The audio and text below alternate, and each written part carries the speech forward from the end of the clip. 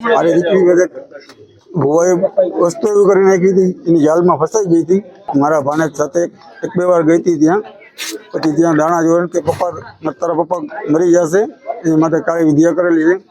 તારો નાનો ભાઈ જે કલ્પેશ, જેને થેલેસેમિયા બીમારી છે, એને માટે કરેલું છે.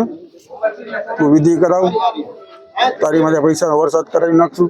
એ ચડામણી કરીને મારી દીકરીને બોલાવીને અને પહેલાં એકવાર દવા પીવડાવી હતી, અત્યારે વધારે દવા પીવડાવી દીધી અને મારી છોકરી અત્યારે અવસાન પામેલ છે. મારી દીકરી પહેલાં વાત કરતી, પછી છેલ્લે કરતી હતી વાત કે પપ્પા આપણું સારું થઈ જશે, વાત તો કરતી હતી. તમે ના પડ્યું પણ ન થાય, કુદરતના હાથમાં છે આ બધી. તમારી દીકરી કઈ રીતે સંપર્ક? આની પહેલાં ભાણેજ લઈ ગયો હતો ત્યાં જોરાવા, પછી ભાણેજ દીકરી કે ના રોજ એકાત્રે મંગળવારે જવા માંડી શમશાને પૂછા વગર. જે ભુવાએ એને તોડી દીધી અને જાલમાં આવી ગઈ.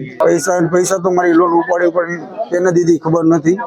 એને એક મારી 3 લાખની લોન હતી, પછી એને પોતાને એના હાથે લોન ઉપાડીને ક્યાં નાખી હજી સુધી ખબર નથી. મારી લોન ઉપાડી કે પપ્પા મારે ફી ભરવા છે, નર્સિંગનો કોર્સ કરો ભરી હતી, પછી બીજી લોન ઉપાડીને ક્યાં નાખી એ હજી ખબર નથી. તમારી માંગણી શું?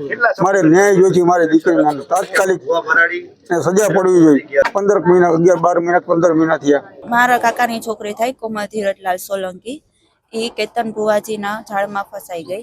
1 વર્ષ પહેલા એ લોકો બંને મળેલા, માંડવો હતો ને માતાજીનો, ત્યાં મળેલા. ત્યાંથી એણે ફસાવેલી કે તારા પપ્પાને છે ને કોકે કંઈક કરી નાખ્યું છે, કાળી વિધિયા કરી નાખી છે, એટલે એ કે તારે વિધિ કરાવવી પડશે, તો તારે મારી પાસે દાણાને એવું છોરાવવું પડશે. તો એના કારણે એ અમારી સાથે અમારા ઘરે પણ 2-3 વાર આવેલું હતું.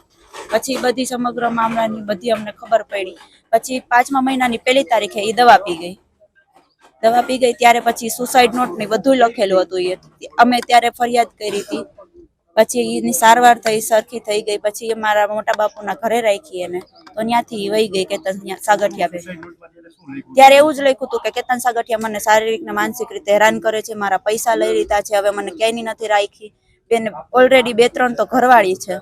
એ કેતન સાગઠિયા મવડી વણકરવાડ શેરી નંબર 3 માં રહે છે, અને એ શમશાન છે ને ત્યાંનું મવડીનું, હા એ ત્યાં જ હોય છે.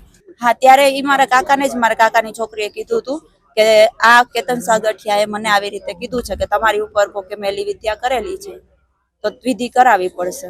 અત્યારે તો અમને કાંઈ મળ્યું નથી, કેમ કે અત્યારે એ લોકો હતા. અત્યારે અમને કાંઈ, એનો ફોન એ લોકોએ ગાયબ કરી દીધો છે. અમને પોલીસવાળા અમારા ઘરે આવ્યા હતા હોળીના દિવસે, હોળીની રાત્રે, કે તમારી છોકરી આવી રીતે સુસાઇડ કર્યું છે. તો પછી અમે અહીંયા આવ્યા હતા.